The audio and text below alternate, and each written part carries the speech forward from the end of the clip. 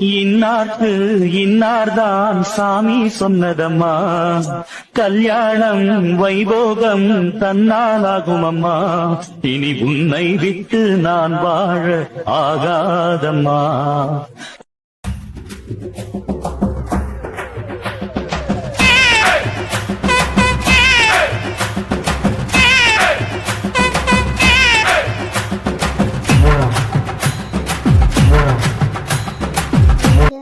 நீங்க எப்படி உள்ள வந்தீங்க? ஷாக்கு குரடி, இப்படி பார்த்தா உன் ஃபேஸ் நல்லா இல்லை. என்ன திமிர உனக்கு? எப்படி உள்ள வந்தான்னு கேட்குறேன். நானா திருடனாடி? ஆமா, திருடன் தான். திருடனை கூட நம்பிடலாம், உங்களை நம்ப முடியாது. ஓ அப்படியா? உங்க அப்பா தான் பொண்ணுக்கு ஜுரம் வந்து பார்த்துட்டு போங்க டாக்டர் என்னாரு, சரின்ட்டு வந்தேன்.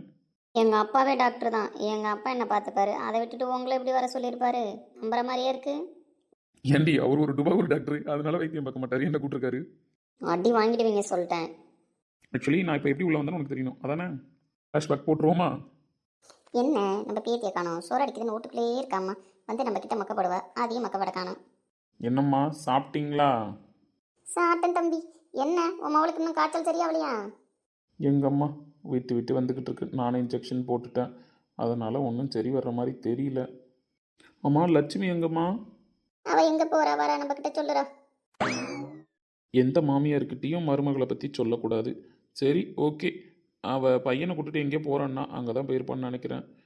நானும் ஹாஸ்பிட்டல் கிளம்புறேம்மா. மாப்பிள்ள வரேன்னாரு, வராரான்னு பாருங்க. இல்லைன்னா நீங்கள் அக்ஷயாவுக்கு துணையாக வீட்டிலே இருங்க, எங்கேயும் கதை பேச போயிடாதீங்க. சரியா, நீ போயிட்டு வா, நான் பார்த்துக்கிறேன். இவன் சொல்லிட்டு போயிட்டான்றதுக்காக வீட்டுள்ளே உட்காந்துருக்க முடியுமா? அந்த புள்ள தூங்கிட்டு கிடக்கு, எல்லாரும் போயிட்டாங்க. இந்த டிவி பட்டியை நம்மளுக்கு ஆன் பண்ணவும் தெரியாது. நம்ம போய் கதை பேசிட்டே வருவோம், 10 நிமிஷத்தில் வந்துடுவோம். அதுக்குள்ளே பேத்தி தூங்கி வந்துட்டு அவளுக்கு சாப்பாடு கொடுப்போம். இதுதான் ஃப்ளாஷ்பேக். அப்போ வீட்டில் யாரும் இல்லையா? ஆமாண்டி, என் மக்க பொண்டாட்டி. அப்போ வாங்க ஹாலில் போய் உட்காந்து பேசுவோம். யாராவது வந்து தப்பான்னு நினைப்பாங்க. ஓ அப்படியா? அப்படியான்னு சொல்கிற டோனே சரியில்லை. ஏற்கனவே எனக்கு ஃபீவர் பார்த்துக்கோங்க. இந்த மாதிரிலாம் ஏதாவது பண்ணிங்க அவ்வளோதான். பொண்ணுங்க பாஷையில் பண்ணாதன்னு சொன்னால் பண்ணுன்னு அர்த்தமா, பண்ணுன்னு சொன்னால் பண்ணாதன்னு அர்த்தமா? அப்போ பண்ணுங்க. பண்ணுங்கன்னு சொன்னாலும் என் பாஷையில் பண்ணுங்கன்னு தாங்க அர்த்தம். அடி வாங்கிடுவீங்க, ஒழுங்காக விடுங்க. வீட்ட முடியாதுங்க. ஏற்கனவே பண்ணதுக்கு தான் இப்போ ஃபீவர் வந்திருக்கு. தேவையில்லாமல் ஏதாவது வேலை பார்த்து விட்டு போகாதீங்கன்னு. டாக்டர் தானே நீ? ஒரு பழமொழி கேள்விப்பட்டிருக்கியா? என்ன பழமொழி? முள்ளால தான் எடுக்கணுமா. அதுக்கு அதே மாதிரி தான் சொல்லணும். கிஸ் கொடுத்ததுனால வந்த ஃபீவரை கிஸ் கொடுத்து தான் சரி பண்ணணும். என்ன சரி பண்ணிடலாமா? வேணாம், அடி வாங்கிடுவீங்க சொல்லிட்டேன். அடி தானே, வாங்கிக்கலாம். விக்ரம் யாராவது வந்துடுவாங்க. விக்ரமா? விக்ரமன் சொல்லியா கூப்பிட்றேன்? என்ன? ஆமாம், விக்ரம் தான் கொஞ்சம் நல்லவர் நினச்சிட்டு சொல்கிறேன். நான் கார்த்தி மோசம். அடி பாவி, லவன் வந்ததுக்கப்புறம் கார்த்தியும் மோசம் தான், விக்ரமும் மோசம் தான். நான் 2 பேரில் ஒருத்தவங்க நல்லவங்கன்னு நினச்சிட்ருக்கேன். பொண்டாட்டிக்கு விவரம் பத்தல. முடிவு பண்ணதுக்கப்புறம் யாராலையும் மாற்ற முடியுமா? ஃபீவர் வந்தாலும் சரி, ஜன்னி வச்சாலும் சரி, நான் பார்த்துக்கிறேன்னு. டாக்டர் பக்கத்தில் இருக்கும்போது பயப்படலாமா என் செல்லும்? விடுங்க, நான் போகிறேன். விடுறதுக்கு அடி இப்படி கூட்டி டைட்டாக பிடிச்சி வச்சிருக்கேன். பெண்ணே சேலை நெய்வேன் கண்ணே, நானத்தால் ஓராடை சூடிக்கொள்வேன் நானே. ஆலோலம் கிளிமுத்தேவா, ஆதிரராவில் உரம்பிலியா. தங்கம் உரையதே, அங்கம் கரையோதே, வெட்கம் உடையதே, முத்தம் தோடரதே, சொக்கை தானே போகிறேனே மாமா கொஞ்ச நாளா.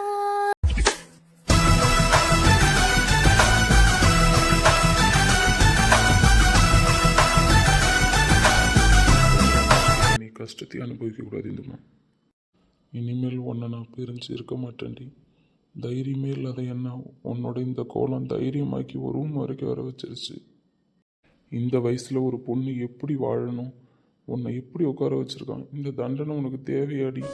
கடல் கொண்டு நீளம் கரைந்தாலுமே, உடல் கொண்ட ஜீவன் ஓய்ந்தாலுமே, முடியாது அண்டம் முடிந்தாலுமே, முடியாது நமது பந்தமே முடிய பாருடி என்ன பாரு. இல்லை ஃபஸ்ட்டு நான் கொஞ்ச நேரம் அப்படியே சாஞ்சிக்கிறேன். இந்த தோல் எப்பயுமே உனக்காக தான். நீ சாயறதுக்கு மட்டும்தான். சாகிற வரைக்கும் சரி. எனக்கு தெரியும் நான் மட்டும்தான் அப்படின்னு.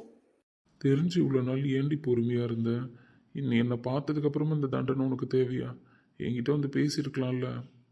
பயமாக இருந்துச்சு உங்களை ஏதாவது பண்ணிடுவானோ, மித்ராவை ஏதாவது பண்ணிடுவானோ. ஏன் வெயிட் பண்ணனா, மித்ராவுக்கு எந்த பிரச்சனையும் இல்லைன்னு தெரிஞ்சுக்கிறதுக்காக தான் வெயிட் பண்ணேன். அப்புறம் தான் அவங்ககிட்ட எந்த ஆதாரமும் இல்லை, சும்மா வாய் பேச்சா தான் அவளை மிரட்டிகிட்டு இருக்கான் அப்படின்றது தெரிஞ்சதுக்கப்புறம் தான் உண்மையை சொல்கிறதுக்கே வந்தேன். அப்பயும் அம்மா நீ போய் சொல்ல வேணாம் நான் பார்த்துக்கிறேன் அப்படின்னு சொல்ல வந்துட்டாங்க. அவங்களும் வந்து சொல்லலைன்னா இந்த உண்மை எனக்கு தெரியாமலே போயிருக்கும். வாழ்நாள் பூரா இந்த தண்டனையை அனுபவிச்சிருப்பியா? அப்படிலாம் இல்லைங்க, கண்டிப்பாக உங்கள்கிட்ட வந்து சொல்லியிருப்பேன். ஆனால் மித்ரா பிரச்சனை முடியணும்னு தான் வெயிட் பண்ணேன். உன் வாழ்க்கையை பற்றி மட்டும் யோசிக்காம என் தங்கச்சி வாழ்க்கைக்காகவும் நீ தண்டனை கொடுத்துக்கிட்டு இல்லை, எல்லாருக்காகவும் யோசிச்சு நீ உன் வாழ்க்கையை எப்படி வாழ போகிற? அதான் நீங்கள் வந்துட்டீங்கல்ல, இதுக்கப்புறம் எனக்கு என்ன, என் வாழ்க்கை நல்லா தான் இருக்கும். காண வேண்டும் சீக்கிரம் என் காதல் ஓவியம், வாராமலே என்னாவதோ என் ஆசை காவியம், கனிவாய் மலரே. இப்போ எதுக்குடா இங்கே வந்து இப்படி உட்காந்துருக்க? என்னை பார்க்க வரேன்னு சொல்லவே இல்லை. இன்ஃபார்ம் பண்ணியிருந்தா நானே வந்திருப்பேன்ல. ஐய ஒன்றை வர வச்சா நல்லாவும் மச்சா இருக்கும். ஒரு ஸ்கூலோட கரஸ்பாண்டன்ட் நீனு, உன்னை போய் சாதாரணமாக என்ன மாதிரி ஆளை பார்க்கலாம் வர வைக்க முடியுமா உன்னோட பிஸி ஷெடியூலில்? அதான் நானே உன்னை பார்க்க வந்துட்டேன். இவன் பேசுகிற தோரணையே சரியில்லை. வேற ஏதாவது இதில் உள்குத்து இருக்குமோ? போனவன் என்ன பண்ணிட்டு இருக்கான்னு தெரியல. இவங்கிட்ட என்னத்தை உட்காந்து பேசுறதுன்னு புரியல. அப்புறம் மச்சான் ஸ்கூலில் எப்படி போகுது?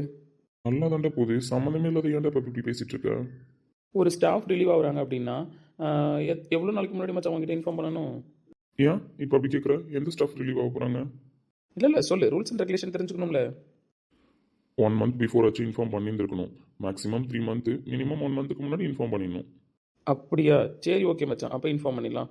உங்கள் ஸ்கூல் மேக்ஸ் டீச்சர் ரிலீவ் ஆக போகிறாங்க, அதான் நம்ம மித்ரா. அதனால் அவங்களோட ரிலீவிங்கை நானே சொல்லிட்டேன். ஃபர்தராக எழுதி கொடுத்துருவாங்க. நீ எல்லாத்து ப்ரொசீஜருக்கு ரெடி பண்ணிட்டுன்னு. மித்ராவா? மித்ரா எப்படி ரிலீவ் ஆவா? அவள் ரிலீவ் ஆக மாட்டாளே. எனக்கு தெரியும். எப்படி ரிலீவ் ஆகிறான்னு சொல்கிற? என்ன மச்சான், என் பொண்டாட்டியை பற்றி எனக்கு தெரியாதா? என் பொண்டாட்டியை பற்றி எனக்கு தெரியாத விஷயமா உனக்கு தெரிஞ்சிருப்போது? என்ன சொல்கிறான்? பொண்டாட்டிங்கிறான். இவ்வளோ தைரியம் உனக்கு எப்படி வந்துச்சு? அவள் தைரியம் கொடுத்தாளா? ஆமாம் மேடம், என்ன தைரியத்தில் வெயிட் பண்ணிட்டு இருக்கீங்க? சார் கல்யாணமே பண்ணிக்க மாட்டேன்னா? ஆமாம், எனக்காக வெயிட் பண்ணுவீங்க, எனக்கு என்ன ஆச்சுன்னு தேடிட்டு இருப்பீங்க அப்படின்ற தைரியத்தில் இருந்தேன். ஓஹோ, இருடி இரு. என்னை எவ்வளோ காக்க வச்சிருக்க, வெறுப்பேத்துறேன். ஆனால் இல்லை செல்லம், எனக்கு நீ போயிட்டியா என்ன பண்ணுறதுன்னு தெரியல. எனக்கு வேறு பேர் இல்லையா, அதனால் ஸ்டேஷன்லேயே ஒரு புள்ளைய லவ் பண்ணலான்னு முடிவு பண்ணிட்டேன். என்னடி தூள்லேருந்து எழுந்துட்ட? சாஞ்சிக்கிட்டே பேசிகிட்டு இருக்கலாம். ஏய், எதுக்கு இப்போ இப்படி பார்க்குறேன்? பேசுனதுக்கு ஒன்று ரிட்டன் பேசு, இல்லை அரைஞ்சிருவேன்னு நினச்சேன். எதுக்கு இப்போ பார்த்துட்டே இருக்க? அப்படி இல்லை, என்கிட்ட பேசவே தைரியம் இல்லை. கிட்டத்தட்ட இத்தனை வருஷம் ஆயிருக்கு என்கிட்ட வந்து பேசுறதுக்கு. இதில் இவர் ஸ்டேஷனில் ஒரு பொண்ணை கரெக்ட் பண்ணாராம். இதெல்லாம் நம்புற மாதிரியே இருக்கு. சீ, அவ்வளோ மோசமாக போய் சொல்லியிருக்கேன். இப்போ அந்த பிள்ளை உங்களை கரெக்ட் பண்ணுச்சுன்னு சொன்னால் கூட ஏதாவது நம்ப ட்ரை பண்ணியிருப்பேன். ஆனால் நீங்கள் அந்த பிள்ளையை கரெக்ட் பண்ணுன்னு சொன்ன பார்த்தீங்களா, அதுதான் யோசிக்க கூட முடியல. என்னடி இவ்வளோ கேவலமாக அசிங்கப்படுத்துகிற? அப்போ நான் ஒர்த்து இல்லையா?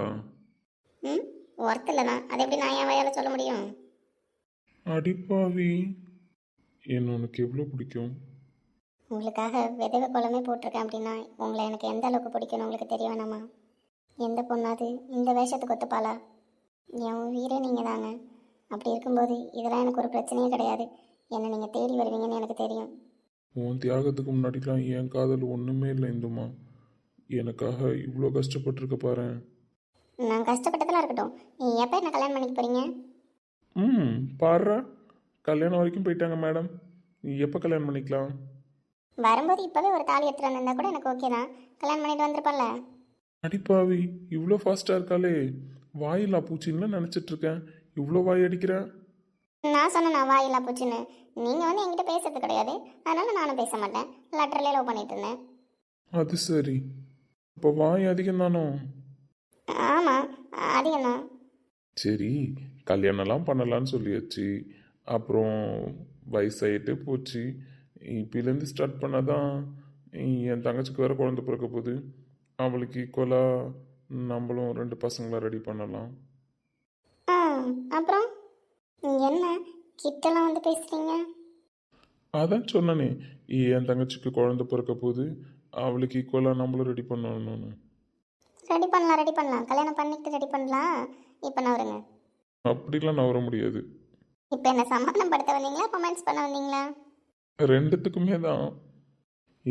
எத்தனை வருஷத்து காதல் இது? கண்ணாலே கதை பேசி கையால் கதை எழுதி இப்படியே போயிடுச்சு. பாரு, எத்தனை வருஷம் கழிச்சு உன் கிட்டே இப்போ தான் வந்திருக்கேன். ஆனால் வந்த அன்னைக்கு சார் அல்டிமேட்டெல்லாம் பண்ணிட்டு இருக்கீங்க. அது அப்படிதான். ஆமாம், எங்கள் அண்ணன் என்ன பண்ணிக்கிட்டு இருக்கான் வெளியில்? இந்நேரம் நீங்கள் வந்துட்டு கண்டுபிடிச்சிருப்பானே. அதுவா, அதுக்கு ஒரு ஆளை உட்கார வச்சுட்டு வந்திருக்கேன். நீ யாரு? நல்ல ஃப்ரெண்டு தான் உங்களுக்கு. போங்க, கண்டுபிடிச்சிட போகிறான் தாஸ் வேறு. அவன் ஆட்டெல்லாம் இன்னும் கொஞ்ச நாள் தான், அதுக்கப்புறம் அடைக்கலாம். அடக்கலாம் கிளம்புங்க ஒழுங்க. இந்துமா, இந்த மாவும் ஒன்றும் தரமாட்டா, எந்த மாவும் ஒன்றும் தரமாட்டா. கிளம்புறீங்களா? சரி ஓகே. இப்போ தெருவழியாக வந்துட்டேன். நைட்டு மொட்டை மாடி ஏறி குதிச்சு வருவேன். எனக்காக வந்து வெயிட் பண்ணுவியா? போலீஸ் மாதிரியா நீ பேசுகிற? போலீஸாக இருந்தாலும் பொறுக்கியாக இருந்தாலும் பொண்டாட்டி விஷயத்தில் ஒரே மாதிரி தான். இதுக்கெல்லாம் போலீஸும் தேவையில்ல, டாக்டரும் தேவையில்ல, பொறுக்கியும் தேவையில்ல. அது என்னவோ கரெக்டு தான். சரி, உன்னால் வர முடிஞ்சா வா, நான் வந்து தரேன். கண்டிப்பாக வாடி. கண்டிப்பாக தரேன், நீ வா. அப்போ ஓகே, இப்போ போயிட்டு வரேன் மாமா. பாய். போங்க. தாஸ் ஏதாவது வந்தானா அப்புறம் தேவையில்லாத பிரச்சனை. திட்டத்தனமாக கொஞ்சம் நாள் லவ் பண்ணும்ல, தெரிஞ்சிருச்சுன்னா சுவாரஸ்யம் போயிடும். அதுவும் கரெக்டு தான். இந்துமா, ம் சொல்லுங்க. இது வரைக்கும் உனக்கு நான் லவ் யூ நேரில் சொன்னதே இல்லைல்ல? லெட்டர்லே ஒழுங்காக சொன்னதில்லை. என்ன ரிலேஷன்ஷிப்னே தெரியாமல் தான் லெட்டர் எழுதிட்டு இருந்தோம். ஆமாம்ல இந்து. சொல்லுங்க. ஐ லவ் யூ டி பொண்டாட்டி. ஐ லவ் யூ மாமா. மெய்சிலிருக்கும் வண்ணம் தீ வளர்த்ததென்ன, தூபம் போடும் நேரம் தூண்டிலிட்டதென்ன, என்னையே கேட்டு ஏங்கினேன் நான். என்கிட்ட எதுவும் சொல்லவே இல்லையே. சொல்லுவா, வந்து இன்னைக்கு சொல்லுவா. ஆமா, என்னாச்சு? ஏன் திடீர்னு ரிலீவ் ஆகுறான்? ஆமாம், வயசாயிட்டு போது கல்யாணம் பண்ண வேணாமா? என்ன சொல்கிறான் இவன்? ஆமாம் தாஸ், என்னோட குழந்தையாக வேறு குழந்தை பிறக்க போது. அது ஒரு ரெட்டை பிள்ளை. அப்புறம் அவள் தங்கச்சி சும்மா இருக்கா. நாங்களும் காலகாலத்தில் கல்யாணம் பண்ணி ரெட்டை பிள்ளையோ 3 பிள்ளையோ வைக்க வேணாமா? இங்கே என்ன சொல்கிறேன்? அட போடா, என்ன சொல்கிறேன்னு கேட்டுட்டு இருக்கான். இவன்கிட்ட இதுக்கு மேலே என்னத்தை விளக்குறது? என் மச்சானும் கூடிய சீக்கிரம் கல்யாணம் பண்ண போனான். எனக்கு போட்டி அவன் வந்துட்டு என்ன பண்ணுறது? என் குழந்தைய பெக்கிறதுக்குள்ளே நான் கல்யாணம் பண்ணி என் பொண்டாட்டி கன்சீவ் இருக்கான்னு சொல்கிறது இல்லையா? அவள் ரிலீவ் ஆக மாட்டா. நீ ஏதோ தப்பாக சொல்கிற. இதுவும் கல்யாணம்லாம் சொல்கிற. நான் எதுவும் கேள்விப்பட்ட மாதிரியே தெரியலையே. ஏன் கல்யாணத்தை நீ எப்படி மச்சான் கேள்விப்பட முடியும்? நான் தான் கேள்விப்படணும். அதை நான் உன்கிட்ட சொல்லிட்டேனே, ஃப்ரெண்டுன்னு மதிச்சு காலையிலே வந்து உங்ககிட்ட சொல்ல உட்காந்துருக்கேன். மதிக்கிறியா எங்கேயாது? சரி, சொல்லிட்டால, கிளம்பு. காஃபி எடுத்துகிட்டு வர சொல்கிறேன், வேணா உட்காரு. மித்ரன் தானே அது, இறங்கி வந்துட்டான். இப்போ நம்ம வெளியில் போனால் கரெக்டாக இருக்கும். இதுக்கப்புறம் இவங்ககிட்ட எதுவும் பேச தேவையில்ல, கிளம்புவோம். இல்லை மச்சான், காஃபி வேணாம். நான் வீட்டில் போய் டிஃபனே சாப்பிட்டுக்கிறேன். ஒன்றும் பிரச்சனை கிடையாது. நான் கிளம்புறேன்னா. எதுக்கு வந்தான்? என்ன பேசினான்? எதுக்கு கிளம்புறேங்கிறான்? இது எல்லாத்துக்கும் காரணம் அவள் தான். ஸ்கூலுக்கு போய் அவள்கிட்ட பேசினா தான் தெரியும். போச்சா எனக்கு இருக்க ஸ்கூலுக்கு போய் நம்ம போனா போதுன்னு பார்த்து விட்டு வச்சிருந்தா இவன் மூலயமா நம்மளை மிரட்டுற அளவுக்கு வந்துட்டாளா? அப்போ இவனுக்கு ஏதோ உண்மை தெரிஞ்சிருக்கு. இதுக்கப்புறம் இவளை விட்டு வைக்கக்கூடாது. நம்ம வேலையை காமிச்சிட வேண்டியதான். தாஸ் யாருன்னு நாளைக்கு காட்டுறேன். ஏன் சொல்லும், ஃபீவர்லாம் போயிடுச்சா? போயிடுச்சு, ஒழுங்கா என்ன விடுங்க. போயிடுச்சா? இன்னும் 2 நாள் இருந்தால் கண்டினியூவாக ட்ரீட்மெண்ட் பார்த்துருக்கலாம். எப்பயுமே சொல்லும், ஒரு ட்ரீட்மெண்ட்டை கண்டினியூவாக ஒரு 2-3 டேஸ் பார்க்கும்போது தான் அதுக்கான சொல்யூஷன் கிடைக்கும். அதனால் இப்போ ஃபஸ்ட்டே சரியாக போயிடுச்சுன்றதுனால விட்டுறக்கூடாது. நாளைக்கு இதே ட்ரீட்மெண்ட்டை பார்த்தா தான் சரி வரும். அதெல்லாம் சரி வரும், ஒழுங்கா நவருங்கண்ணா. விக்ரம்க்கு கால் பண்ணி இன்றைக்கி கன்ஃபார்ம் பண்ணிடலாம் செக்கப்புக்கு போகிறோமா என்னன்ட்டு. வீட்லேருந்து கிளம்பியிருப்பானா? இன்றைக்கி ஹாஸ்பிட்டல் வரானான்னு வேறு தெரியல. ஒரு நிமிஷம், வைப்ரேட் ஆகுது மொபைலு, யாரோ கால் பண்ணுறாங்க. ஓ, வீட்டுக்குள்ளே வரும்போதே சைலண்ட் மோட்லலாம் போட்டு வந்திருக்கீங்க மொபைலை. அப்புறம் மாட்டி பண்ணல சொல்லும். அது சரி, பக்கா ஃப்ராடுன்னு. இரு பேசிட்டு வரேன். விட்டுட்டு பேசுங்க. வேணாம், இப்படியே பிடிச்சிக்கிட்டே பேசினாலே கரெக்டாக தான் இருக்கும். ஹலோ, சொல்லு மச்சான், என்னடா காலையில் ஃபோன் அடிச்சிருக்கேன்? டேய் சாருமதி செக்கப் விஷயமா கால் பண்ணேன். இன்னைக்கு வந்துடலாம்ல, கன்ஃபார்ம் தானே? ஏன்னா ஏற்கனவே டிலே ஆகிட்டு போகுது. நைட்டு லைட்டாக பெயின் இருக்குன்ற மாதிரி சொன்னான். என்ன பெயின் எனக்கும் தெரில. வீட்லேயும் யாரும் இல்லைல்ல, நான் மட்டும்தான் இருக்கேன். பயமாயிடுச்சு, அதான் காலையிலேயே உங்ககிட்ட கேட்டுடலாமேன்ட்டு. பெயின் இருந்துச்சா? என்ன பெயின்ரா? எப்படி இருந்துச்சு? முதுகுலாம் ரொம்ப வலிக்குதுன்னு சொன்னாடா. ஒரு மாதிரி டெலிவரி பெயின் மாதிரி தான் எடுக்குதுன்ற மாதிரி சொன்னா மைல்டா. எனக்கு பயமாயிடுச்சுடா. மந்த் வேறு நெருங்கிட்டே இருக்குல்ல. நீ வேறு ட்வின்ஸு, மேபி முன்னாடியே பிறக்க சான்ஸ் இருக்குன்னு வேறு சொன்னேன். எனக்கு பயமாக இருக்குடா. இல்லை ஊர்லேருந்து யாரையாவது வர சொல்லலாமான்னு பார்த்தேன். சரி உன்ட்ட செக் பண்ணிவிட்டு அதுக்கப்புறம் வர சொல்லலான்னு தான். சரி மச்சான், நீ பயப்படாத. இன்னைக்கு கண்டிப்பாக வந்துடுங்க. இப்போ நீ உடனே கிளம்புன, உடனே கிளம்பு, ஹாஸ்பிட்டல் வா. நானும் இந்த இப்போ கிளம்பிட்டேன், வந்துடு. டேய், நீ சொல்கிறத பார்த்தா பயப்படுற மாதிரி ஒன்றும் இருக்காது இல்லைடா? தாங்க மாட்டாடா, எனக்கு ரொம்ப கஷ்டமாக இருக்குது. ஒன்றும் பெருசாக இருக்காது இல்லைடா? அதெல்லாம் ஒன்றும் இருக்காது, நீ வா பார்த்துக்கலாம். நான் கிளம்பிட்டேன், நீனும் இமீடியட்டாக கிளம்பு. அவங்கள எதுவும் சாப்பிட வேணான்னு மட்டும் சொல்லணும் இப்போதைக்கு. காலையில் எதாவது சாப்பிட்டாலா? இல்லைடா, எதுவும் சாப்பிடல. வாமிட் வந்துட்டே இருக்குன்ற மாதிரி சொன்னான். அதனால் காலையில் தண்ணி மட்டும்தான் குடிச்சிருக்கா. அதுக்கப்புறம் எதுவும் சாப்பிடல. சரி ஓகே, அப்போ நீ கிளம்பி வந்துரு. எதுவும் சாப்பிட கொடுக்க வேணாம். ம், சரி மச்சான், நான் கிளம்புறேன். என்ன இவன் வேற ஒரு மாதிரியாக பேசுகிறான்? பயமாக இருக்குது. எதுக்கும் அப்பா அம்மாவுக்கு கால் பண்ணி ஒரு வாட்டி வர சொல்லிட்டே நம்ம கிளம்புவோம். அப்புறம் எதுவும் சொல்லலைன்னு சொல்லுவாங்க. என்னாச்சுங்க? ஏதாவது எமர்ஜென்சியா? ஆமாம், தர்மா இருக்கான்ல, தர்மா ஒய்ஃப் சார்மதி சிஸ்டர் லைட்டாக பெயின் இருக்குன்றிருக்காங்க. இந்த மந்த்து செக் பண்ணணும், ஸ்கேன் பண்ணவே அவங்க வரல. அவங்களுக்கு ட்வின் பேபி இல்லை. இந்த மாதிரி பெயின் எடுக்கிறது சகஜம் தான். இருந்தாலும் அவங்களுக்கு மந்த் ஆகிடுச்சு. 9 மந்த் நியர்பை ஆக போகுது. அதனால் மேபி இது டெலிவரி பெயினாக கூட இருக்கலாம். ட்வின்ஸுன்றதுனால எப்பயுமே ப்ரீமெச்சூர்டாக தான் பிறப்பாங்க. அப்படியும் இல்லை அப்படின்னாலும் ஒரு 8 மந்த் முடிச்சு 9 மந்த் கம்ப்ளீட் பண்ணுறதுலாம் ரொம்ப அதிகம். ஒரு சில பேர் மட்டும்தான் 9 மந்த் கம்ப்ளீட் பண்ணுவாங்க. இவங்க ஆல்மோஸ்ட் 9 மந்த் நெருங்கிட்டாங்க. பார்க்கலாம், போய் ஸ்கேன் பண்ணி பார்த்தா தான் தெரியும் ஏன் பெயின் வந்துச்சுன்னு. சரிங்க, நீங்கள் கிளம்புங்க, நானும் வரேன். அதெல்லாம் ஒன்றும் இல்லைங்க, நான் வரேன். சரி ஓகேம்மா, நான் அப்படியே கிளம்புறேன். சரிங்க. டேய் சிஸ்டர் எங்க? அங்கே வெளில வெயிட் பண்ணுறாடா. நான் அவங்ககிட்ட பேசிட்டு போகலான்னு வந்தேன். அவளையும் கூட கூப்பிட்டு வந்து பேச முடியாதுன்னு. ஒரு சில டெஸ்ட்லாம் எடுக்க சொல்லி கொடுத்துருக்கேன்டா. அவங்கள டெஸ்ட்டுக்கு அனுப்பு, நீ பார்த்துக்கலாம். அதெல்லாம் ஒன்றும் கிடையாது, நீ பயப்படாமல் இரு. அதெல்லாம் பார்த்துக்கலாம். நீ பெயின் இருக்குன்னு சொன்னதுனால தான் இப்போ எனக்கு ஒரு மாதிரியாக இருந்து நான் இல்லை டெஸ்ட் எடுக்க சொல்கிறேன். இல்லைனா இவ்வளோ டெஸ்ட் எடுக்க தேவையில்ல. என்ன டெஸ்ட் எடுக்கணுமோ எடுத்துடுடா. எதுவாக இருந்தாலும் பார்த்துக்கலாம். அதெல்லாம் ஒன்றும் இல்லை, நர்ஸ் கூப்பிட்டு போய் எடுப்பாங்க. நான் நர்ஸ் வேறு சொல்கிறேன், நீ போ. சரிடா. சரிடா. அப்பா அம்மாவுக்கு ஃபோன் போட்டு சொன்னியா? நீ சொன்ன உடனே சொன்னேன். அவங்க என்னடா திடீர்னு கேட்டாங்க. அம்மா தான் கோவமாக இருக்காங்க, உனக்கு தெரியுமே. இருந்தாலும் வர சொல்லணும்ல. அவள் வீட்லேயும் வர சொல்லவாடா. எனக்கு தெரிஞ்சு நீ அவங்க பேரண்ட்டையும் வர சொல்கிறது நல்லது தான். என்னடா? ஒன்றும் இல்லை மச்சான், நீ சொல்கிற பெயின் அவங்களுக்கு மாதம் நெருங்கிடுச்சு. இதெல்லாம் கம்பேர் பண்ணும்போது மேபி டெலிவரி ஆக சான்சஸ் இருக்குல்ல. அதனால நான் அவங்ககிட்ட ஒரு 1% சான்ஸ் இருக்குதுன்னு நான் சொல்கிறேன். வேறு ஒன்றும் கிடையாது. நீ எதுக்கும் வர சொல்லு. ஒரு வேளை அவங்களாம் கூட இருந்தால் அவங்களுக்கு ஆறுதலாக இருக்கும்ல. சரி ஓகே, நான் வர சொல்கிறேன்.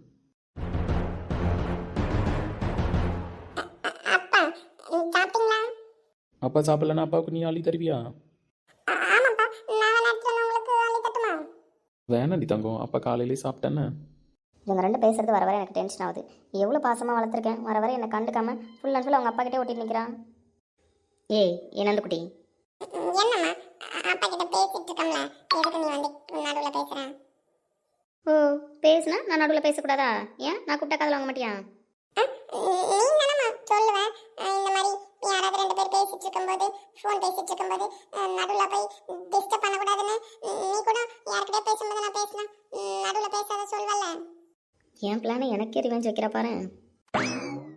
ஏய் இசை, அவள் என் பொண்ணு, அப்படி தான் உஷாராக பேசுவாள். ஆமாம்மா, உங்கள் பொண்ணு தான். நீ என் பொண்ணா தனியாக இருக்கிற வரைக்கும் ஒழுங்காக தான் இருந்தா. உங்கள் பொண்ணா மாறினதுக்கு அப்புறம் தான் கிரிமினல் ரேஞ்சுக்கு பேசுகிறான். என்ன கொழுப்பா உனக்கு? பிள்ளைய பார்த்து கிரிமினல்னு சொல்லிட்டு இருக்கேன். ஆமாம், எனக்கு டென்ஷன் ஆகுதுல்ல. நீ என்கிட்ட எங்கேயாவது பேசுகிறாளா, என்கிட்ட வராளா? அதுக்கு என்ன பண்ணுறது? உன்னை பார்த்து பார்த்து போர் அடிச்சு போச்சு. அதனால அப்பா கிட்ட ஓட்டிட்டு இருக்கா. உன்னை விட அப்பா தான் அவளை நல்லா பார்த்துக்கிறேன் போல. ஏன் நந்தம்மா, உனக்கு அப்பா தான் பிடிச்சிருக்கா? என்னம்மா ரெண்டு பேருமே பிடிக்கும். பத்தியா, என் பொண்ணு இவ்வளோ மெச்சூர்டாக பதில் சொல்கிறான்னு சொல்லிட்டு யார் மனசையும் கஷ்டப்படுறது தெரியாது அவளுக்கு. கிட்டத்தட்ட என் இசை மாதிரியே தான் அவளும், யாரையும் கஷ்டப்படுத்த மாட்டாள். உடனே ஐஸ் வச்சிருவாரு. இப்போ இந்த ஐஸுக்கு என்ன வேணுமோ? என்னென்னவோ வேணும். பாப்பா நடுவில் இருக்காளேன்னு பார்க்குறேன். இல்லைன்னா சொல்லிடுவேன். அப்பா என்ன வேணும்னு சொல்லுங்க, நான் அம்மா கிட்ட சொல்லி வாங்கி தரேன். தேவையப்போ இதுக்கு இப்போ என்ன சொல்லி சமாளிக்குதுன்னு பார்க்கணும். அம்மா கிட்ட ஒரு ஐஸ்கிரீம் கேட்டிருந்தேன், அதான். ஐஸா? ஐஸ் சாப்பிட்டா சளி பிடிக்கும். அப்பா சளி பிடிக்கிற ஐஸு கேட்கலடா தங்கம், இது வேறு ஐஸு. அம்மா அதில் கொஞ்சம் மருந்து போட்டு தருவாங்க, அந்த ஐஸு சாப்பிட்டா சளி பிடிக்காது, இது பெரியவங்க சாப்பிட்றது. கொடுக்க சொல்லு. அம்மா அப்பாவுக்கு மருந்து போட்டு ஐஸ் கொடுங்க. அட்டாக்கு அதிகமாகிறப்ப ஒரு முடிவெடுத்துருவோம். ஒழுங்கா 2 பேரும் எழுந்து ஓடிடுங்கண்ணே. அம்மா அப்பா அப்பா பாவம்ல ஐஸ் கொடுங்க. நந்துக்குட்டி ஒழுங்கார அடி வாங்கிடாத அம்மா கிட்ட. நீங்க அப்படிதான் சொல்லுவீங்க. அப்பாவுக்கு ஐஸே தர மாட்டீங்க. பாவம் போல அப்பா கேட்கறாருல. அது சரி, அப்பனுக்கு ஏத்த புள்ள தான் நீனு. அஜய்க்கு கால் பண்ணி இசை வர சொல்லுவோம். இசை கூட இருந்தால் சாருக்கு ஒரு மாதிரியாக இருக்கும். தர்மா வேற தனியாக இருக்கிறதுனால புலம்பிகிட்டே இருக்கான். சாருவையும் கன்ஃபியூஸ் பண்ணிடுவான். இசை வந்தால் கொஞ்சம் நல்லாயிருக்கும். சரி ஓகே, அஜய்க்கு கால் பண்ணி வர சொல்லுவோம். பொண்ணு இவ்வளோ தூரம் சொல்கிறான்ல, கொடுக்கலாம்ல. வட்டி தான் வாங்க போறீங்க 2 பேரும். ஒழுங்கா வாய மூடிட்டு உட்காந்துருக்கண்ணே. வந்துட்டீங்க 2 பேரும் காலையில. ரொம்ப தான் பண்ணுவாம்மா இவன். ஓய், என்ன நீ மட்டும் என்றால் உடலோடு உடல் மாற்றம் செய்வேனே. நீ மட்டும் போயென்றால் அப்போதே உயிர் விட்டு என்னடா ஃபீவர் சரி செல்வேனே. பண்ணிட்டியா? என்ன ஃபீவரு? உனக்கு அப்புறமா சொல்கிறேன் அந்த ஃபீவரை. ஐயே, சொல்லுடா, என்ன கால் பண்ணியிருக்கேன்? டே அஜய், நான் சொல்கிறத கொஞ்சம் கவனமாக கேளு. நான் சொல்கிறத அப்படியே அங்கே சொல்லி வைக்காத. ஆனால் இசையை வந்து கொஞ்சம் ஹாஸ்பிட்டலுக்கு கூப்பிட்டு வா, சரியா? ஏன்டா, என்னாச்சு? என்ன ஃபேஸ் ரியாக்ஷன் மாத்திட்டாரு? டே, இசையோட க்ளோஸ் ஃப்ரெண்டு சார்மதி இருக்காங்களா, அதான் தர்மாவோட ஒய்ஃபு. அவங்களுக்கு டெலிவரி பெயின் மாதிரி வந்திருக்குடா. அவங்களுக்கு ட்வின் பேபி. அவங்க ஃபேமிலியில் யாருமே இல்லை. இப்போ எல்லோரும் ஊரில் இருக்காங்க, ராம் கல்யாணத்துக்கு போனதுனால. இங்கே தர்மா ஒய்ஃப் மட்டும்தான் இருக்காங்க. மார்னிங் கொஞ்சம் எமர்ஜென்சின்னு சொல்லிட்டு ஹாஸ்பிட்டல் வந்திருக்காங்க. நான் அட்மிஷன் போட சொல்லியிருக்கேன். செக்கப்லாம் போயிட்டுருக்கு. ஒரு சில செக்கப் ரிப்போர்ட் வந்திருக்கு. பார்த்தா டெலிவரி இன்றைக்கி பார்க்குற மாதிரி தான்டா இருக்கும். கிரிட்டிக்கலில் தான் இருக்குது. உங்கள் ஃபேமிலியிலேருந்து எல்லோரும் வரதுக்கு ரொம்ப டைம் ஆகும்டா. அவனும் பயப்படுறான், அவங்களும் பயப்படுறாங்க. ஃபஸ்ட்டு டெலிவரியில் கூட யாருமே இல்லை. அதனால் இசை இருந்தால் கொஞ்சம் சப்போர்ட்டாக இருக்கும் அவளுக்கு. டேய், அவங்க வந்தோடனே கால் பண்ணியிருக்க வேண்டியதானடா, நான் கூப்பிட்டு வந்திருப்பேன்ல. அதை விட என்ன வேலை சொல்லு. பாவம்டா, ரொம்ப ஃபீல் பண்ணுவாங்க. இசையை நேற்று கூட வந்து பார்த்துட்டு போனாங்களே. நான் உடனே கிளம்பி வரேன்டா இசையை கூப்பிட்டு. என்ன இசையை கூப்பிட்டு வரேன்னு தான் பேசுறாரு, என்னாச்சு? சரி ஓகேடா, நான் கிளம்பிட்டு வரேன். உனக்கு ஒரு 10 நிமிஷத்தில் அங்கே இருப்பேன்.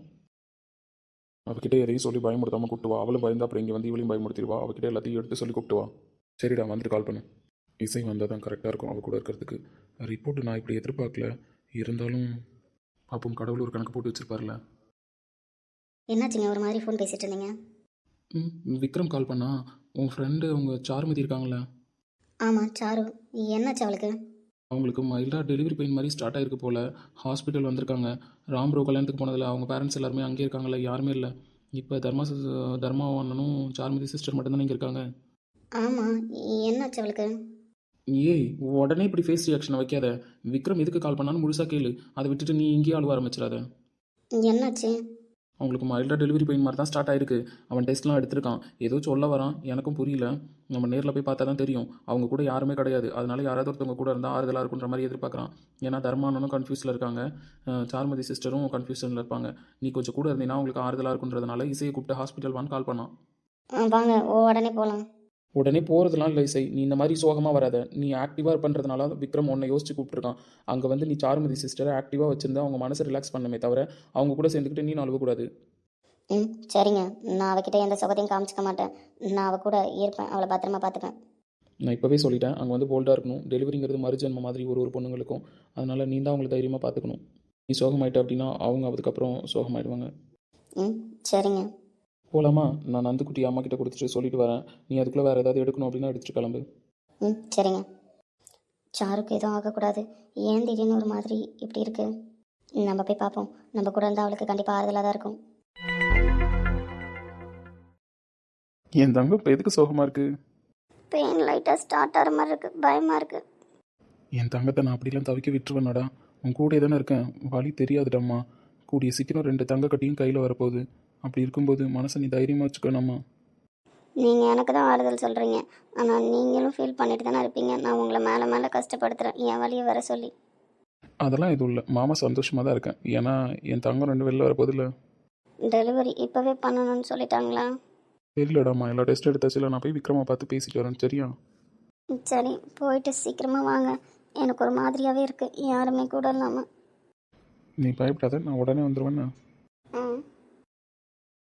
என்னாச்சு நான்சி? செக் பண்ணிட்டேன் விக்ரம், கொஞ்சம் கிரிட்டிக்கல் ஸ்டேஜ் தான். இவங்க என்ன சொல்கிறாங்கடா விக்ரம்? இருடா, பயப்படாத, நான் கேட்குறேன். விக்ரம், நான் என்ன சொல்கிறதுன்னு எனக்கு தெரியல.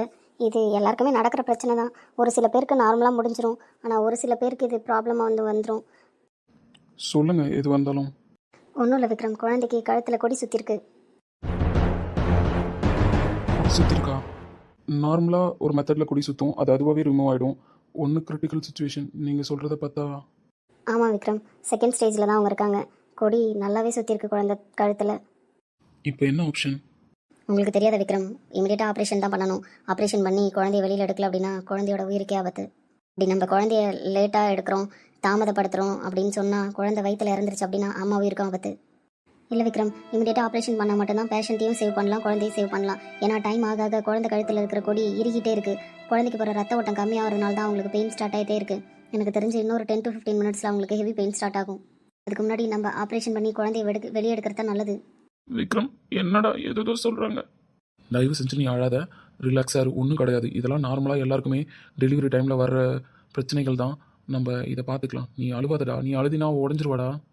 வாழ்க்கையில் எந்த சந்தோஷத்தையும் அனுபவிச்சது இல்லைடா. எனக்கு கல்யாணம் பண்ணதுக்கப்புறம் தான் பார்த்து அவளை பார்த்துக்கிட்டு இருக்கேன். அந்த குழந்தைங்க தாண்டா அவளோட உலகனே வாழ்ந்திருக்கா. குழந்தைக்கு ஏதாவது ஒன்று, அவளுக்கு ஏதாவது ஒன்றுனா தாங்க முடியாதுடா என்னால் அந்த செகண்டே. சார், நான் இருக்கிற சுச்சுவேஷனை தான் சொன்னேனே தவிர இதான் முடிவுன்னு நான் சொல்லலை. நம்ம இமீடியட்டாக ஆப்ரேஷனுக்கு ஏற்பாடு பண்ணோம்னா 2 பேரையும் காப்பாற்ற சான்சஸ் இருக்குல்ல. என்னன்னோ சொல்கிறீங்க. இப்போ என் மைண்டுக்குள்ளே எதுவுமே ஏறல. என் சாரு மட்டும்தான் மைண்டில் இருக்கா. விக்ரம், அவர் ரொம்ப டென்ஷன் ஆகிட்டு இருக்காரு. நீங்கள் அவருக்கு புரிய வைங்க. நான் போயிட்டு ஆப்ரேஷனுக்கு உண்டான ப்ரொசீஜர்லாம் ஸ்டார்ட் பண்ணிடலாமா? எமர்ஜென்சி தான், நீங்கள் இமீடியட்டாக ஆப்ரேஷனுக்கு ஏற்பாடு பண்ணுங்கள், நான் வரேன். இவனை நான் என்னென்னு பேசி சமாதானம் பண்ணி விட்டுட்டு வரேன். வெயிட் பண்ணாதீங்க. வேறு எந்த பேஷண்ட் இருந்தாலும் வேறு டாக்டர்ஸை பார்க்க சொல்லுங்கள். நீங்கள் போய் ஆப்ரேஷனுக்கு உண்டான எல்லா ஏற்பாடையும் பண்ணுங்கள். ஓகே விக்ரம். டேய், இதில் நீ அழறதுக்கு ஒன்றுமே கிடையாது. நீ தைரியமாக இருந்தால் மட்டும்தான் சாரு தைரியமாக இருப்பா. இதெல்லாம் நார்மலாக எல்லாருக்குமே டெலிவரி டைமில் ஏற்படுற ஒரு பிரச்சனை தான்டா. எங்கள் கண்ணோட்டத்துக்கு இது சாதாரணமாக தெரியும். உன் நிலமையிலேருந்து பார்த்தா இது கண்டிப்பாக சிவியரான பிரச்சனை தான். நான் சொல்யூஷன் இல்லாமல் இல்லடா தர்மா. நம்ம உடனே சிசேரியன் பண்ணிட்டோம் அப்படின்னா 2 பேருமே சேவ் பண்ணிடலாம். ஒன்றும் பிரச்சனை இல்லை. மச்சான், உன் காலில் கூட விடுறடா. இப்போ நீ தான் என் கொலசாமியாக தெரியல. என் தங்கத்தை என்கிட்ட திருப்பி கொடுத்துருடா. டேய், அரைஞ்சிருவன் சொல்லிட்டேன். என்ன வார்த்தை பேசிகிட்டு இருக்க? நீ என் ஃப்ரெண்டுடா. மச்சான், உனக்கு நல்லாவே தெரியும் அவளோட சுச்சுவேஷன் என்னன்ட்டு. சின்ன வயசுலேருந்து எந்த சந்தோஷத்தையுமே அனுபவிச்சது இல்லைடா. இப்போ தான் என் கூட வந்ததுக்கப்புறம் கொஞ்சம் சந்தோஷமாக இருக்கா. அப்பா அம்மா எல்லாரும் கடிச்சிட்டாங்க, நிம்மதியாக இருந்தா. எங்கள் அம்மா கூட அவளை சரியாக புரிஞ்சுக்கலடா. எனக்காக தான் எல்லாத்தையுமே அட்ஜஸ்ட் பண்ணி ஓட்டிக்கிட்டு அப்படியே போயிட்டுருக்கா. குழந்தை பிறந்துட்டு சந்தோஷமாக வாழ்வா, குழந்தைங்களோட சந்தோஷமாக இருப்போம் தான் மச்சான் கற்பனையில் இருந்தேன். ஆனால் இப்படி ஒரு சோதனையை கடவுள் கொடுப்பாருன்னு நான் நினச்சி கூட பார்க்கலடா. எனக்கு எல்லாமே தெரியும் தர்மா. தயவு செஞ்சு நீ ஃபீல் பண்ணாத. நீ ஃபீல் பண்ண அப்படின்னா அப்புறம் சாருவும் ஃபீல் பண்ணுவா. உன் முகத்தில் கொஞ்சம், அதனால நீ அவளுக்கு சமாதானம் சொல்கிற வேலையை பாரு. அவளை தைரியப்படுத்தி நீ ஆப்ரேஷன் தியேட்டரில் அனுப்பணுமே தவிர இந்த மாதிரி அழுதுகிட்டு அனுப்பக்கூடாது. இப்போதைக்கு அவளுக்கு இங்கே நடக்கிற எந்த பிரச்சனையும் தெரிய தேவையில்ல. குழந்தை எடுக்கிற ஸ்டேஜுக்கு வந்துருச்சு, நார்மலாக உனக்கு பெயின் வந்ததுனால ட்வின்ஸ் அண்ட் பேபி எடுக்க சொல்லிட்டாங்க அப்படின்னு மட்டும் அவகிட்ட இன்ஃபார்ம் பண்ணு. வேறு எதுவுமே சொல்லாது. சரிடா, கண்டிப்பாக என் தங்கத்தை என்கிட்ட திருப்பி கொடுத்துருவல்ல? கண்டிப்பாக. ஒரு 2 குழந்தைங்க, உன் ஒய்ஃபு, உன்கிட்ட ஒப்படைக்க வேண்டியது என்னோட பொறுப்பு. மச்சான், டேய் ஃபீல் பண்ணாதடா. நீ அழுவுறது என்னால் பார்க்க முடியல. நான் போய் சாருவை பார்க்குறேன்டா. இசையை வர சொல்லியிருக்கேன்டா அவள் கூட இருக்கிறதுக்கு, அவளை ரெடி பண்ணுறதுக்கு. அவளை ரெடி பண்ணுங்க. ஆப்ரேஷன் தியேட்டர் ரெடி பண்ணோன்னே ஷிஃப்ட் பண்ணிடலாம். சரியா? இசை வருவா, இசையை பற்றிக்கு கூட வச்சுக்கோ. ஃபேமிலியில் எல்லாத்தையும் சொல்லிட்டேன்டா. சரி, ஓகே. நீ தைரியமாக இரு. திரும்ப நான் சொல்லிட்டேன், நீ தைரியமாக இருந்தால் மட்டும்தான் சாரு தைரியமாக ஆப்ரேஷன் தியேட்டரில் வந்து ஆப்ரேஷன் பண்ணிப்பா. சரி? அவன் மூஞ்சில் கொஞ்சம் கஷ்டம் கூட தெரியக்கூடாது. சரிடா. சரி, போய் நீ அவளை பாரு. சாப்பிடலாம் எதுவும் கொடுக்க வேணாம். எம்டி ஸ்டொமக்கில் இருக்கட்டும். நான் போயிட்டு அடுத்த ஸ்டெப் என்னன்னு பார்க்குறேன். சரிடா. வேறெதுவும் தேவையில்லை, நீ மட்டும் போதும். கண்ணில் வைத்து காத்திருப்பேன் என்னவனாலும். உன்னெதிரில் நான் இருக்கும் ஒவ்வொரு நாளும். உச்சி முதல் பாதம் வரை வீசு. ஏன் அழறாரு? என்னங்க அம்மா, ஏன் இப்போ அழுதிங்க? அழுத மாதிரியா இருந்துச்சு. அழுவலையே. அங்கே போயிட்டு வந்தேன், கண்ணில் ஒரு மாதிரி தூசி பட்டுருச்சு. இல்லை, நீங்கள் அழுதிங்க. ஏய், அழுதா உனக்கு தெரியாதா? நான் ஏன் அழ போகிறேன்? நானே சந்தோஷத்தில் இருக்கேன் தெரியுமா? உனக்கு ஆப்ரேஷன் பண்ணலான்னு சொல்லிட்டாங்க. 2 தங்கமும் வெளியில் வரப்போதான். இப்போவே வா. டேட்டு நெருங்கிடுச்சுல, கொஞ்சம் வாட்டர் லெவலும் அதிகமாக இருக்காமா, அதான் பண்ணலான்னு சொல்லிட்டாங்க. என்ன இப்போது இன்னும் ஒரு 1 மந்த் தானே இருக்குது. ட்வின் பேபினா இப்படி 1 மந்த் பிஃபோர் பிறக்கிறதுலாம் சகஜம் தானே. அம்மா, அத்தை, அப்பா, மாமாலாம் பார்க்கணும்ல. எல்லாரும் வந்துக்கிட்டே இருக்காங்க. என் தங்கம் 2 தங்கத்தையும் பெற்று எடுத்துகிட்டு வெளியில் வரும்போது உன் குடும்பம் எல்லாரும் வெளியில் நிற்பாங்க. சரியா? ம் சரி. சரி, ட்ரெஸ்லாம் சேஞ்ச் பண்ணலாமா? ஆப்ரேஷன் தேட்டருக்கு போகிறதுக்கு முன்னாடி உன்னை ரெடி பண்ணி விக்ரம் உட்கார சொன்னான். ம் சரிங்க. கொஞ்ச நேரம் உங்கள் மடியில் தூக்கி வச்சுருப்பீங்கள, அந்த மாதிரி தூக்கி வச்சுருக்கீங்களா? தங்கம். கொஞ்ச நேரம் நான் உட்காந்துக்கிறேன். ம் சரி வா. மாமா, என்ன தங்கம்? I love you. I love you டி தங்கம். என் தங்கம் சேஃபாக என்கிட்ட வருவா. அதெல்லாம் எந்த பிரச்சனையும் கிடையாது. நீ எதுவும் குழப்பிக்காம தைரியமாக போகணுன்னா. நான் தைரியமாக தான் இருக்கேன். என் மாமா தான் ஏதோ பயத்தில் இருக்கான். அதெல்லாம் எதுவும் இல்லை. நீ கொஞ்ச நேரம் சாஞ்சுக்கோ. ம் நீங்கள் சிரிச்சிட்டே இருங்க அப்போ தான். ம் போதுமா? ம் சரி, கண்ணை மூடி கொஞ்ச நேரம் ரிலாக்ஸாக இரு. நான் உன்னை தூங்க வைக்கிறேன். கொஞ்ச நேரம் கழித்து அவன் கூப்பிடும்போது நம்ம போகலாம். சரியா? உன் ஃப்ரெண்டு இசை வேறு வரலாம், உன்னை பார்த்துக்க. அப்படியா? இசை வரலா? ம் ஆமாம். அவள் பக்கத்தில் இருந்தாலும் எனக்கு கொஞ்சம் ஆறுதலாக தான் இருக்கும். ம் அதான் வரா. அவளும் வந்தால் உனக்கு கொஞ்சம் ஹெல்ப்பாகவும் இருக்கும்ல. நான் இருப்பேன், இருந்தாலும் அவளும் இருந்தால் உனக்கு ஒரு சப்போர்ட்டாக இருக்கும். அதான். ம் சரிங்க. சரி, கொஞ்ச நேரம் கண்ணு மூடு. இன்பத்தை கருவாக்கினாள் பெண், இன்பத்தை கருவாக்கினாள் பெண், உலகத்தில் மனிதரை உருவாக்கினாள் பெண், விண்ணவர்க்கும் மன்னவர்க்கும் விலையற்ற செல்வம்